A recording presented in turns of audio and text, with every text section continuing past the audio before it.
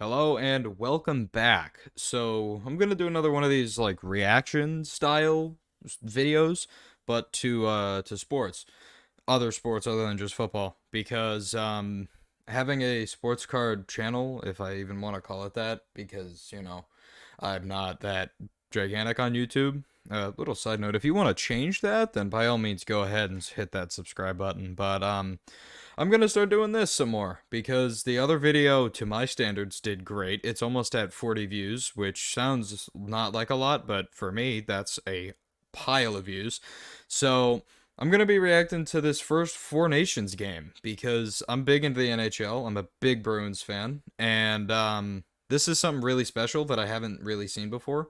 So last night's game was between the Sidney Crosby led. This isn't Sidney Crosby. I know this is McDavid, but I'm just saying captains by the Sidney Crosby led Canada team and the Victor Hedman led Sweden team.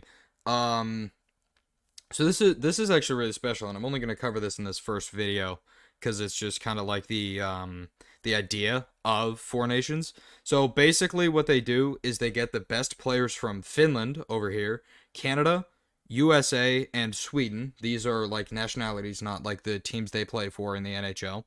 And they just put them all on one team and have them go at it. So this is in place of the All-Star break, which, to me, prefer this because they actually play and they actually care. So this is the format for it. As you can see the score here, Canada beat Sweden last night. I was watching that game partially because I got tired. But yeah, so the format is each team will play the other ones once. So let's say US for example, right? The US will only play Canada once, Sweden once, and Finland once, and that works for all the teams. So there'll be a bunch of videos about this, which is great for me because they're shorter style, which is what I like to record because it doesn't take as long to edit. So the first few are in Montreal, and then the last two regular games are at TD Garden in Boston, and then so is the championship game.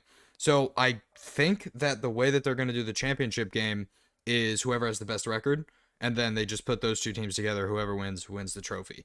So here are the rosters. I'm not going to go through these. I'm only going to highlight the Bruins players because I'm a Bruins fan. So you got Brad, who actually scored last night.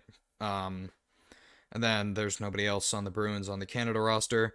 For Finland, I don't think the Bruins have anybody. But I'm gonna stop and let you guys read this, or you can pause the video if you want to too. For Sweden, I know, yep, Bruins have Lindholm, or Elias Lindholm, not his brother. But Elias Lindholm's good. He's just got to lock in for the Bruins. And then for the U.S., we actually have two people. Where is he? Charlie McAvoy should be here under defenseman. Yep, here he is. Couldn't find him. So there's McAvoy, and then Swayman is the third string goalie. So now that we kind of get, or that you now know the the idea and how it is, I'm gonna switch over to the score of last night's game between Canada and Sweden. So here is the score of last night's game. Team Canada did win 4-3 against Sweden in overtime, actually, which was not what I was expecting. So I'll just run through the stats. So Crosby, the captain, went off. He got 3 points, which is crazy. In case you don't know, 1 point in hockey is either a goal or an assist. So right here, Crosby assisted on 3 of the 4 goals, which is insane. So Seth Jarvis had an assist. Nathan MacKinnon got a goal, which I believe was the first one. Yeah, it was, because it was a absolutely crazy shot and a crazy feat from Sidney Crosby. I believe that would be on the screen, or like you would have seen it kind of blurred out like how I did in the Super Bowl video.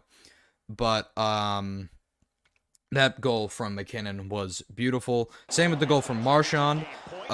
He had a beautiful pass from somebody. I wish I brushed up on the game knowledge before I made this. But he had a beautiful pass from somebody.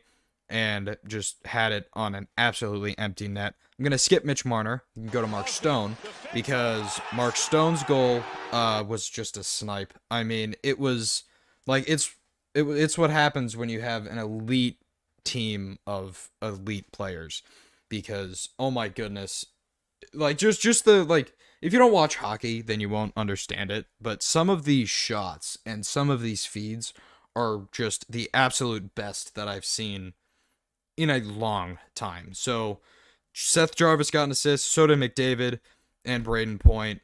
I believe that's all. You can see the shots on goal from some of these people. So Jordan Bennington had an alright game with an 88 save percentage. Um he saved 23 shots and off of 26. So that's a pretty good day for a goalie. But now let's get to Mitch Marner's goal, which was actually the overtime winner. Should be playing on the screen right now. Beautiful snipe. It's crazy because Mitch Marner, for some reason, can show up to play for Team Canada, but can't show up to play for his own team, which is Toronto. And Mitch Marner was actually the one that let in that Pastrnak OT goal, kind of, because he didn't defend Pasta. But that's besides the point. So let's get over to Sweden's.